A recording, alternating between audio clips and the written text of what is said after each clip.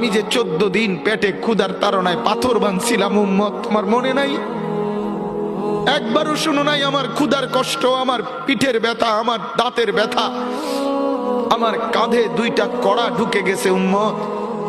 আমার ঘরে 3 মাস আল্লাহর নবীর স্ত্রী আয়েশা বলছে, আল্লাহর কসম উম্মত, নবীর স্ত্রী বলছে 1 ফোঁটা চুলায় আগুন জ্বলে নাই।